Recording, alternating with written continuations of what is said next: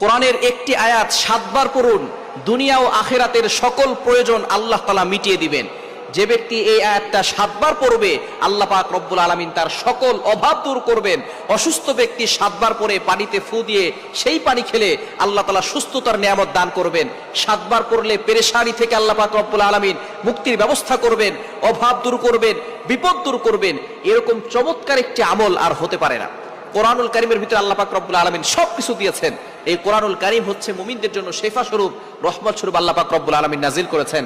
আল্লাহ পাক রব্বুল আলামিন নিজে বলে দিয়েছেন 15 নম্বর পারা 9 নম্বর পৃষ্ঠার 2 নম্বর লাইন সূরা বানী ইসরাঈলের 82 নম্বর আয়াতে রব্বুল আলামিন বলেন, وَنُنَزِّلُ مِنَ الْقُرْآنِ مَا هُوَ شِفَاءٌ وَرَحْمَةٌ لِّلْمُؤْمِنِينَ। আমি আল্লাহ তাআলা মুমিনদের জন্য এই কোরআনটাকে শেফা স্বরূপ, রহমত স্বরূপ নাজিল করে দিয়েছি। সুতরাং কোরআনটা হচ্ছে মুমিনদের জন্য